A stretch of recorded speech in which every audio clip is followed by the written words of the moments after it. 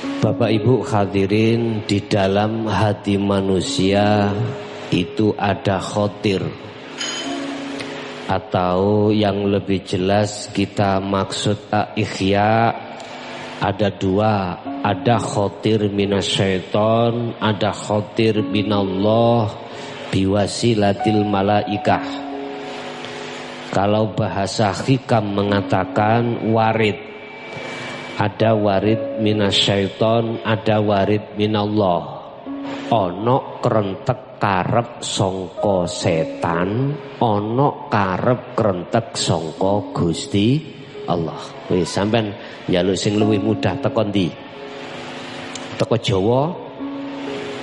Ya wis, kabeh tak jelaski. Di dalam hati manusia ada dua kehendak. Dikelompokkan menjadi dua kehendak yang berbagai macam kehendak. Kehendak pertama ini datangnya dari nafsu. Iku kalau karep-karepe nafsu iku tandanya bagaimana? Yang kedua kehendak karep kalau karepe Allah itu tandanya yang bagaimana? Wis. Kabeh tak simpulne bali menyang atimu. Terlepas dari macam-macam karep.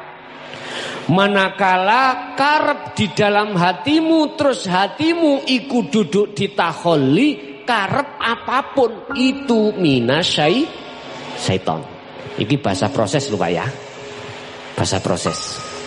Kuwi ndek karep salat, bagus toh? Kuwi ndek karep maksiat, elek toh? Ya. Dua kehendak karep ini akan jadi kategori itu karep dari nafsu, manakala di dalam hatimu duduk di takholli. Apa duduk di takholli? Di mana hatimu masih melihat makhluk. Dirimu sendiri juga makhluk.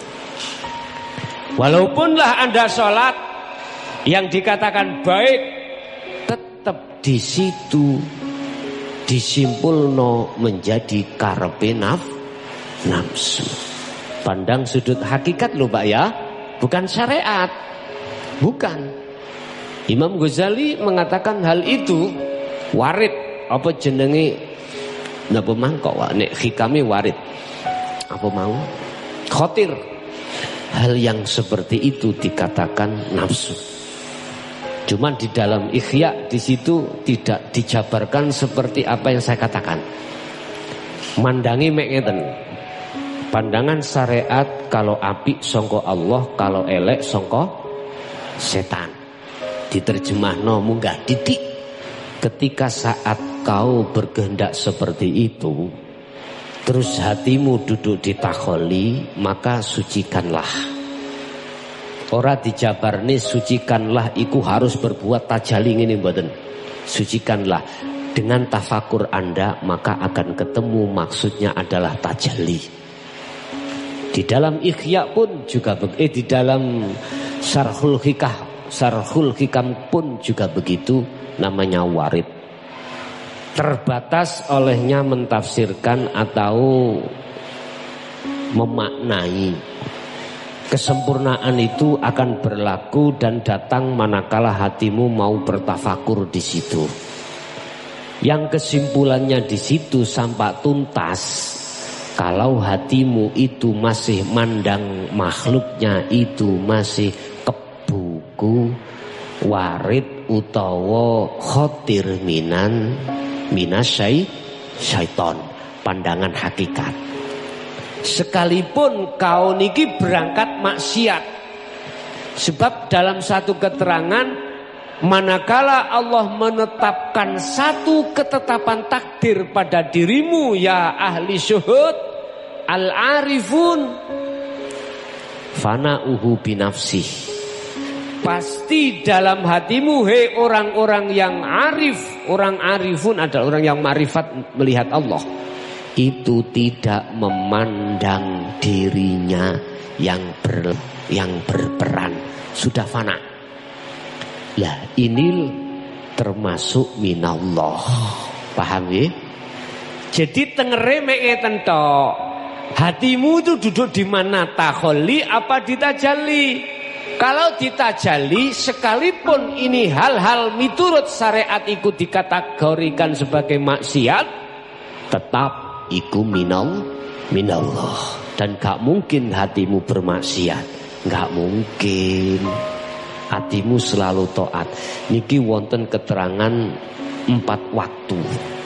Ada waktu taat itu tidak melihat makhluknya. Walaupun dia tidak bisa keluar ke taat secara syariat, ketika saat diletakkan maksiat secara syariat, hatinya tetap melihat Allah. Hal yang seperti inilah Pak yang dimaksud warid minallah. Coro karepe Gusti, tapi gak diomong lho ya. Ana sing lanang iku sapa lokalisasi ae. Berhubung wis gelek ngaji nang Jaya Baru, ditakoni ambek bojone, "Mas, sampean kok sapa kuno?" Karepe Allah kok. Tujuannya gak dilokno, ada maksud di situ. Tetapi ketika saat pertanyaan saya, ketika saat ketetapan Allah di situ, hatimu di mana? Kalau hatimu melihat Allahnya saja, no problem. Miturut syariat bermasalah, bentuknya bermasalah, rame ambek bojone, ambek anaknya, ambek tonggone, selalu gap. Takone aku no kene jare Gus yo karepe. Karepe Allah. Apa? Yo priksa dhisik rek, ojo kesusu ngomong iki karepe Allah. Priksa dhisik. Tolong sekali lagi priksa dhisik. Niki proses lho Pak ya. Proses. Tetapi manakala panjenengan betul-betul di titik nol, di musyahadah Allah, sudah tidak ada bahasa karepe selain Allah, mboten enten.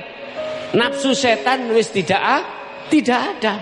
Dadi wongkul sitok karepe Allah. Ya gak ono elek Pak, gak ono apik, semuanya jaiznya Allah. Nah, sekarang timbul pertanyaannya, ketika kita bicara itu terhadap istri, terhadap anak, terhadap siapapun, memang posisi hati iku makrifat Allah apa ndak?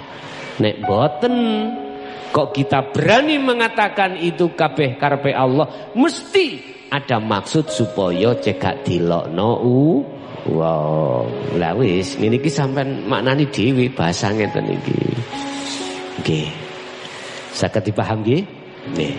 Nggih, iku bedanya, iki memang betul dari Allah, apakah tidak? Kembali kepada hati kita, apakah duduk di taholli, apakah duduk di tajalli.